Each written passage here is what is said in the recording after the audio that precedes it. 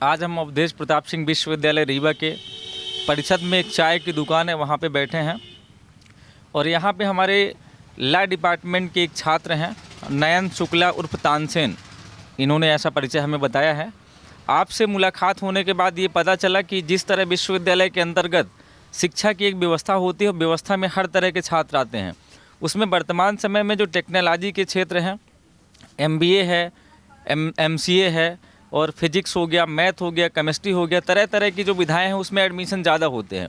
हिंदी के प्रवेश में थोड़ी विश्वविद्यालय में कमी देखी जाती है वर्तमान में।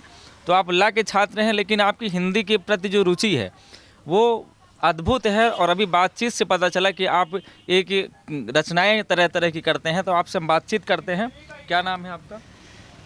उत्कर्ष शुक्ला मेरा नाम है। लोग ज़्यादातर तानसेन कहते हैं मुझे, और वो इसलिए कहते हैं, मैं जब 9वीं कक्षा में था, नवम में था, तो मुझे मतलब गायन कलाकारी में बहुत करता था, गाता बहुत था, गीत गाता था, इसलिए लोग मुझे तानसेन कहने लगे। तो हम चाहते हैं कि एक आध रचनाएं आप छात्र जीवन से संबंधित, या जो आज 26 नवंबर संविधान दिवस भी है, तो ऐसे दिवस के अवसर पर आपकी ऐसी कुछ अगर रचना हो तो। जी बिल्कुल। मैंने अपना तन मन पूरा देश को दे दिया है और देश के नाम पे ही लिखता हूँ। एक मुक्तक सुनाता हूँ, फिर छंद सुनाऊँगा, कहेंगे आप तो। वतन के नाम लिखता हूँ, वतन के काम लिखता हूँ, उन जाबाज शहीदों का वही बलिदान लिखता हूँ। तो हर कविता में किसानों का दुख दर्द लिखा मैंने। ऐ वतन तेरे नाम तो अपनी जान लिखता हूँ। और हम सब विद्यालय जा चुके हैं, 12वीं पास हो चुके हैं। एक कक्षा में पूछा जाता है किससे कौन बड़ा है, तब मेरे मन में प्रश्न आया किससे कौन बड़ा है। शिक्षक ने पूछा किससे कौन बड़ा है, तब मैंने क्या कहा कि कक्षा में पूछा गया किससे बड़ा है कौन। एक ने कहा कि कुछ धन से बड़ा नहीं, दूसरे ने कहा कुछ मन से बड़ा नहीं, तीसरे ने कहा कुछ तन से बड़ा नहीं, चौथे ने कहा क्षण, पांचवें ने कहा प्रण, छठे ने कहा कि कुछ जनगण से बड़ा नहीं, सातवें ने कहा कोई कितना भी बड़ा हो, सातवें ने कहा कोई कितना भी बड़ा हो, आखिर में अपने वतन से बड़ा नहीं। कि पवित्र प्रणाम मेरा मातृभूख माटी को है, माटी पे लिखे तदवीरों को प्रणाम है, आदेश की स्वतंत्रता की शानदार पृष्ठों पर खींची हुई काली के लकीरों को प्रणाम है। तो वीरों के समान आज मन में विराजमान ऐसे तकदीरों वाले वीरों को प्रणाम है। क्रांति के भवानी में बिसार दी जवानी ऐसी बलिदानी स्वाभिमानी वीरों को प्रणाम है। और स्वतंत्रता कैसे मिली हमें, आज हम संविधान दिवस मना रहे हैं, किस वजह से मना रहे हैं, स्वतंत्रता कैसे मिली, क्या क्या हुआ। कि बलिदानियों का शीश जिसका आसन्न होते, ऐसी महामानी महारानी है स्वतंत्रता। स्वतंत्रता है क्या कि बलिदानियों का शीश जिसका आसन्न होते, ऐसी महामानी महारानी है स्वतंत्रता। जिन्होंने कहा कि मैं मरूंगा मातृभूमि हेतु, उनके कसम की कहानी है स्वतंत्रता। कीमत भले ही उन्हें कोई भी चुकानी पड़ी, किंतु जिन्हें देश में लानी थी स्वतंत्रता, प्राण दे के लाए ऐसे वीर बलिदानियों की हमें दान दी हुई निशानी है स्वतंत्रता।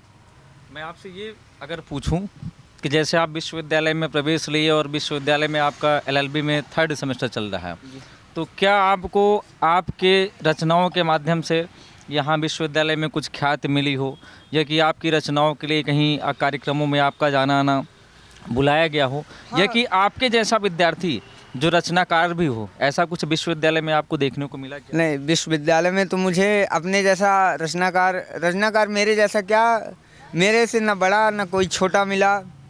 यहाँ हिंदी को एक तरह से महत्व ही नहीं दिया जाता। और मैं थोड़ी बहुत रचनाएं जो सुना देता हूँ। देखिए, एक कवि का क्या होता है, हृदय क्या कहता है, कि जब आप कोई भी कविता लिखेंगे, नहीं मेरा ये अनुभव है, मैं ऐसा करता भी हूँ कि तो किसी न किसी को सुनाने की चाहत रखेंगे, मैं भी रखता हूँ। तो जब मैं सुनाता हूँ तो कई लोग समझ ही नहीं पाते कि क्या बोल रहा है। तो जैसे वर्तमान समय में शिक्षा व्यवस्थाएं होती हैं, रीवा ज़िले के अंदर भी कई सारे कॉलेज हैं। जी। तो आप, अगर मैं ये कहूँ कि उन छात्रों के लिए एक ऐसा संदेश हो कि आज की जो युवा पीढ़ी जो शिक्षा के क्षेत्र में आती है, जिनका विश्वविद्यालय, महाविद्यालय शिक्षा प्रणालियों में एडमिशन प्रवेश होता है, तो उनसे आप क्या कहना चाहेंगे कि वो हिंदी के रूप में क्या वो कर सकते हैं? देखिए, मैं एक टाइम में हिंदी की किताब पढ़ रहा था, उसमें ये लिखा था कि उर्दू नाम की कोई भाषा ही नहीं है। एक नूरे नामा नाम की रचना है, उसमें एक मुसलमान कवि ने ही किया है कि उर्दू को मैंने हिंदी के तौर पे लिखा है। तो सबसे पहले कि हमारी भाषा है हिंदी और मातृभाषा भी है, तो हमें हिंदी को महत्व देना चाहिए।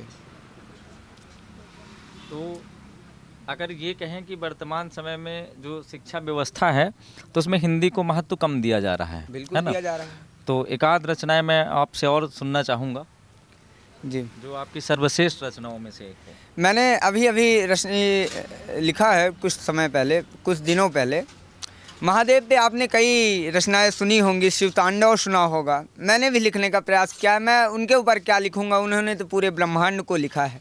फिर भी एक मेरा छोटा सा प्रयास है, तब बोलता हूँ कि तू उदय है, तू विलय है, तू उदय है, तू विलय है, तू हितम है, तू प्रकाश, तू विनाश, तू विकास, सृष्टि के विनाश का तू ही एक आस है अस्त्र तू है शस्त्र, तू ही एक चंद्रहास है।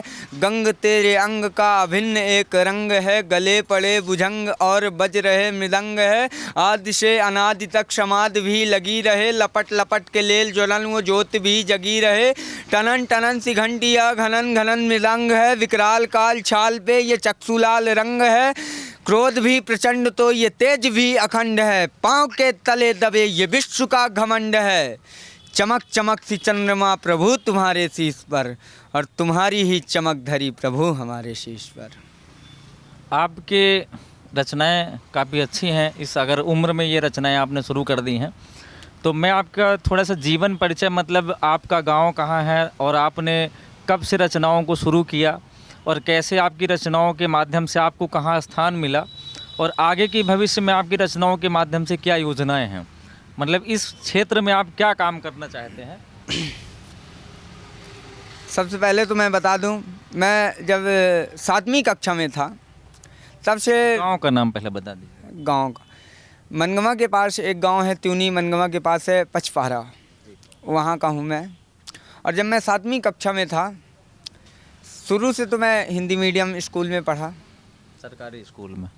सरकारी नहीं, सरस्वती शिशु मंदिर स्कूल में। वहाँ ये कहा जाता है कि शिक्षा से ज़्यादा वहाँ शिक्षा के साथ साथ वहाँ संस्कार भी दिए जाते हैं, और हिंदी और संस्कृत को वहाँ मान्यता अधिक से अधिक दी जाती है। हिंदी में मेरी रुचि बढ़ने लगी और मैंने ऐसे तैसे कवियों को सुनना शुरू कर दिया। उस टाइम पे आशुतोष राणा जी हैं, वीर रस के बड़े महनीय कवि हैं। तो उनकी एक मतलब रामधारी सिंह दिनकर जी की तो मैंने रसमथी बहुत पहले पढ़ी थी।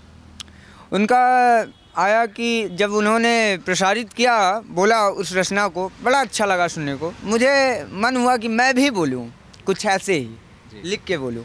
तो मैंने शुरू में प्रयास किया, एक आध बार प्रयास किया, तो घर वालों ने कहा हाँ ठीक है, बहुत अच्छा है। एक आध बार 15 अगस्त 26 स्वतंत्रता दिवस, गणतंत्र दिवस के अवसर पर विद्यालय में भी आयोजन होता था, तब भी वहाँ भाग लेता था, कविताएं पढ़ता था। हाँ, वाह वाह मिलता था, बहुत अच्छा बेटा, बहुत आगे जाओगे, ऐसा मिलता गया प्रोत्साहन, और मैं लिखने लगा। तो वर्तमान में जो मंच की व्यवस्था होती है कि जो जितना बड़ा कवि होता है, तो उस हिसाब से आपको भी मंच अब मिलने लगे होंगे? उतने नहीं मिलते, लेकिन मिलते हैं। तो भविष्य में मतलब इस क्षेत्र को आप आगे बढ़ाएंगे अपने ला की पढ़ाई के साथ साथ? बिल्कुल क्या मतलब क्या योजना है, मतलब किस स्थिति तक? योजना ये है कि जिस प्रकार से MBBS की पढ़ाई हिंदी पुस्तकों में, मतलब पुस्तकों को हिंदी में बदल दिया गया, अनुवाद किया गया है, उसी तरह जिस प्रकार पूरे राष्ट्र में हिंदी जानी जाए, पहचानी जाए, हिंदी बोले जाए और हिंदी को समझने वाले लोग हों। हिंदी आज आप कहीं पे जाइए, हिंदी कोई सुनना पसंद नहीं करता। वर्तमान समय में हिंदी और बघेली का अच्छा प्रचार हो रहा है, पिक्चरें बन रही हैं और बघेलखंड में हमारी भाषा भी है, मातृभाषा कह सकते हैं। तो अगर हम ये कहें कि जो विश्वविद्यालय में हमारे जो कुल गुरु हैं, कुलपति जी हैं, कुल सचिव जी हैं, जो विश्वविद्यालय व्यवस्था को देखते हैं, तो क्या उन तक आप संदेश कुछ देना चाहते हैं कि विश्वविद्यालय में इस तरह की रचनाओं का एक कार्यक्रम हुआ करे, वर्ष भर में एक भी कार्यक्रम हो जाए, ये कि छात्रों के बीच में इस तरह का माहौल बने कि हमारी ये जो रचनाएं हैं इनके प्रति लोगों की रुचि बढ़े?